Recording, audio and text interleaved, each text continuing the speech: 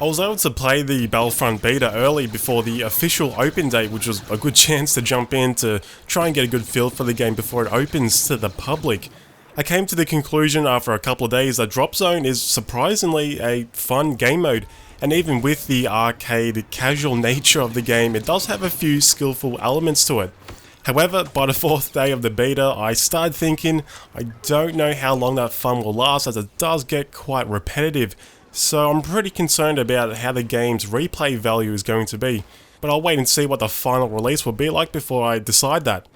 Anyway though, I thought I'd put together a video talking about some parts of Battlefront from what I've learned over the past 4 days, including some gameplay mechanics that maybe you are not aware of. First of all though, I want to talk about performance. If you're a PC player, then I'm very happy to report the game is extremely well optimized. GPU usage on my 980 was constantly between 98 and 99% utilization.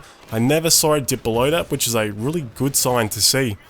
And the game doesn't seem to consume that much CPU power. Your FPS should be high all the time. I never saw the frame rate dip below around 105 FPS with everything on Ultra, so I wouldn't worry too much about running into performance issues. As for some general tips and things I've noticed, the minimap has the normal fundamentals of displaying your surrounding teammates with a blue dot and your buddy will be a yellow dot. When it comes to displaying enemy targets, that's where things start to change. The minimap will ping the enemy player's general direction. There's 2 different shapes depending on the distance. You'll see a faded red triangle slice, which I did make more visible so you can see. That means an enemy player is close to you and is roughly somewhere in that direction. If you see an icon show up within the boundary of your minimap, that means the enemy player is medium or a long distance away from you and also is generally somewhere in that direction. Also, with the muzzle velocities of the primary weapons being so low and the laser beams being so obvious, you can easily determine the rough location of an enemy just by following the point of origin of the laser beam. Combined with the pings from your minimap, you can find enemy players without too much trouble. One thing I wasn't expecting though, there's pretty much no reason to use first person mode unless it's just a personal preference.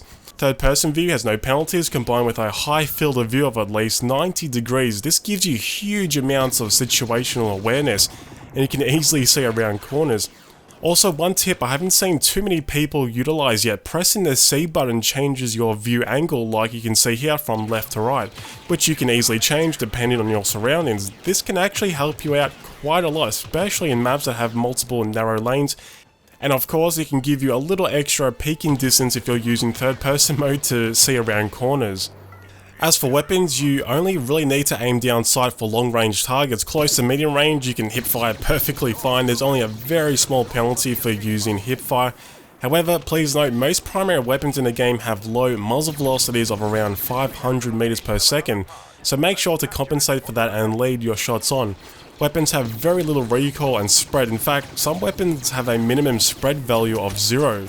Just watch out for the DLT-19 though, as it does have quite a bit of side-to-side recoil, and speaking of the DLT-19, it's an amazing primary weapon. Buy it ASAP. Also, a good tip here with the cooldown mechanic for weapons. When this bar appears, press the reload button just as the 2 cursors on the sides goes within the yellow zone. If you pull this off, your weapon will instantly cool down, or in other words, instantly reloads. Though each time you do this, the yellow zone becomes smaller and smaller, so you can't just endlessly reload your weapon straight away. So like I said before, there's a few skill mechanics in the game like this. So let's talk about Drop Zone. Once I unlocked all the necessary star cards and understood the gameplay mechanics, you'll find you'll be able to capture the pods and kill multiple targets with relative ease. Drop Zone feels kind of like Rush in Battlefield, but without the linear style of play. Drop pods will drop at certain locations around the map. It's pretty obvious. When this happens, it will notify you on your HUD. You need to quickly capture said drop pods and defend the location to the best of your ability. Once you capture them, you'll be rewarded with a decent amount of objective-based points, but I feel like the point rewards are not enough, seeing as defending can somewhat be challenging.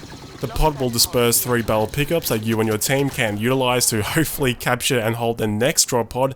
Though I do see a lot of people wasting the orbital strike on one single target that's nowhere near the objective. When it comes down to it, there's a few fundamentals that didn't take long to realize. First of all, it's an absolute must to run with at least a jetpack and the personal shield. The third slot can be taken up with whatever you prefer, really. I tend to gravitate towards the thermal grenade, as it can surprise your enemy with huge AoE damage when they're trying to capture the pod. or if they're held up in some kind of defensive position, mostly grouped up. You can actually throw the damn things pretty far and you have an unlimited supply with a short cooldown. Though the downside is, I'm sure most of you have experienced, this can lead to some pretty insane grenade spam if everyone is trying to capture one drop pod. And going into more detail about the gadgets, the jetpack, like I said before, is absolutely needed. It should be a staple in your loadout. You can use it to travel across the map to get to the next drop pod quickly, you can get to high places to gain the height advantage and capture the very important charge pickups, which I'll explain soon. And if you want to look cool, you can even use a jetpack at the same time as firing a rocket from the smart launcher to take out multiple enemies. You can use a jetpack as both an offensive or defensive tool. If you get into a heated moment, you can quickly escape. And as for the personal shield, just like the jetpack, it should be a staple in your loadout. It's extremely powerful and obviously can save you from dying, or my favourite use of this gadget, you can turn into a Terminator for about 7 seconds to assault the objective and capture the drop pod without worrying about dying. Surprisingly, you can also regenerate your health while within the shield, which you'll notice the health regen is extremely fast. Hell, you can even jump right in the middle of a few enemies and capture the drop pod from right under their nose. However, please note, in order to use the personal shield you need charges, and this is something I see a lot of people ignoring. This mechanic ties well into the game mode and map and requires some level of knowledge of the map layout and spawn locations. The charges spawn at various locations. If you're somewhat close to it, you'll see a faint grey HUD icon appear telling you where they're located, like you can see here. The total amount of charges you have can be seen below the personal shield card down the bottom right. My advice is to take it quickly before the enemy players can do, because it could be the difference in your team winning or losing the game, seeing as you can capture the drop pod so easily while protected within the shield. Also, it seems like any unused charges will be saved on your character in drop zone. This can give you the upper hand slightly in some situations when the match starts. In fact, if most of your team has a personal shield ready to go when the first drop pod arrives, it can give you a big boost to actually winning the match. Make sure to have at least one charge left over for the next round. So overall, my experience with Drop Zone is mostly enjoyable. Even within the very casual arcade nature of the game, it does have a few tactical, skillful elements to it, as players that constantly take the charge spawns can potentially lead a team to victory. However, in saying that, the shield feels way too strong. You shouldn't be able to regen your health while inside for starters. But overall, try to download the beta while you still have a chance. There's only a few more days, so make sure to thoroughly test it out. For me, like I said before, I'm concerned about the game being too repetitive and not lasting for that long, but we'll see what happens once it's fully released. But anyway guys, make sure to let me know your thoughts about the beta. Thanks for watching, and I'll see you in the next video.